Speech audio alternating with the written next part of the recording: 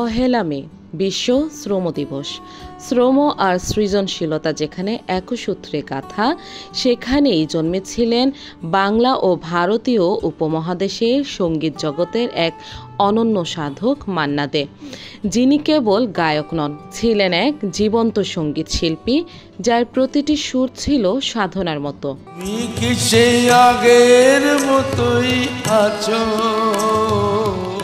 1919 সালের পহেলা মে কলকাতার একটি বাঙালি পরিবারে জন্ম নিয়েছিলেন প্রবোধ চন্দ্র দে। সঙ্গীতানুরাগী পরিবারে বেড়ে ওঠা কাকা কৃষ্ণচন্দ্র দে ছিলেন তার জীবনের প্রথম গুরু ও অনুপ্রেরণা। ডাকনাম ছিল মান্না, আর এই নামেই একদিন গানের আকাশে অমর হয়ে উঠলেন তিনি, মান্না দে। ছেলেবেলা থেকেই গান ছিল তার নেশা, অথচ একই সঙ্গে তিনি ছিলেন ক্রীড়ানুরাগীও। ফুটবল, কুস্তি, এমনকি বক্সিংয়েও ছিলেন দারুণ দক্ষ। এমনকি পরিবারের অনেকে চেয়েছিলেন মান্না একদিন হবেন নামকরা আইনজীবী, কিন্তু তার আত্মা তখন সুরের পথেই এগিয়ে যাচ্ছে। স্কুল কলেজে সঙ্গীত প্রতিযোগিতায় প্রথম হয়ে নজর কেড়েছেন বারবার। কলকাতার স্কটিশ চার্চ কলেজে পড়াকালীন 3টি ভিন্ন বিভাগে আন্তঃকলেজ সঙ্গীত প্রতিযোগিতা প্রথম হয়ে চমকে দিয়েছিলেন বিচারকদের। এখান থেকেই শুরু মান্না দের দীর্ঘ সঙ্গীত জীবনের পথ চলা, যা তাকে নিয়ে গেছে সারা ভারতের মানুষের হৃদয়ে। বাংলা, হিন্দি ছাড়াও গেয়েছেন মারাঠি, গুজরাটি, মালয়ালম, কন্নড় সহ বহু ভাষায়। সবাই তো সুখী হতে চায়, কফি হাউসের সেই আড্ডাটা, জীবন খাতে কে পায়, এমন গান শুধুই গান নয়, এক একটা জীবনের ভাষ্য হয়ে থেকেছে মানুষের মনে।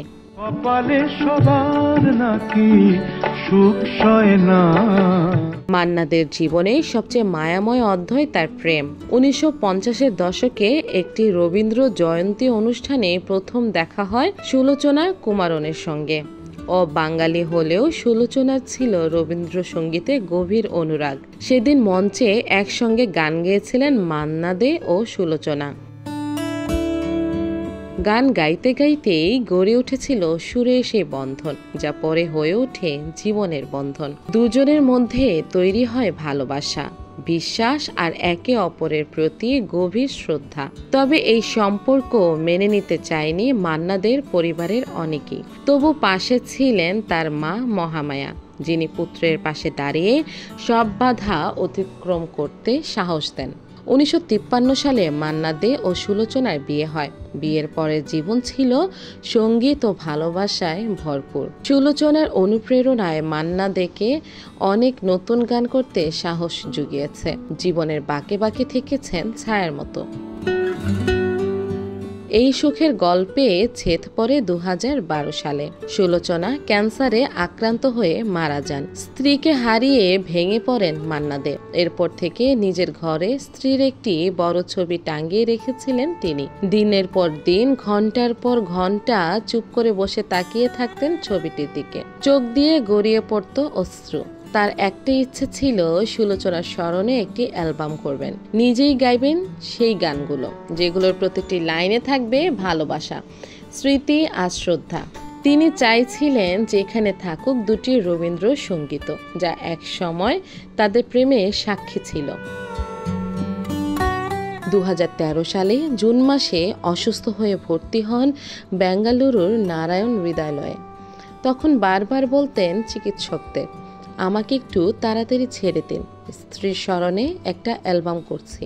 চিকিৎসক দেবী শেঠি বুঝতে পেরেছিলেন তার আবেগ। সুলোচনার একটি ছবি এনে মান্না দের কেবিনে লাগিয়ে দেন তিনি। কিন্তু সময় আর শরীর তখন আর সায় দেয় না। ধীরে ধীরে অবনতির দিকে যেতে থাকে তার শারীরিক অবস্থা। শেষ পর্যন্ত 2013 সালের 24 অক্টোবর 94 বছর বয়সে না ফেরার দেশে চলে যান মান্না দে। সেই অ্যালবাম, সেই গান যেটা তিনি গাইতে চেয়েছিলেন শুধু একজন মানুষকে মনে রেখে, সেটা আর গাওয়া হলো না। তার সুরেলা জীবনের গল্প থেকে গেল একটি অপূর্ণ অধ্যায়। একটি অসমাপ্ত অ্যালবাম, একটি মাত্র না পাওয়া ইচ্ছা। আর ঠিক এখানেই মান্না দে হয়ে ওঠেন আরও মানবিক, আরও মায়াময়।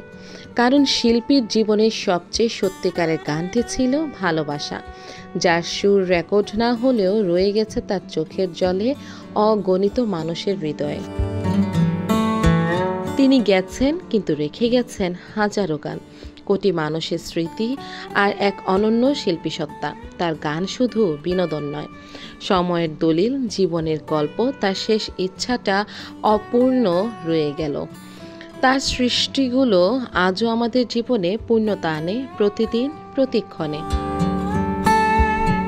Nishat Sharmin, good wish.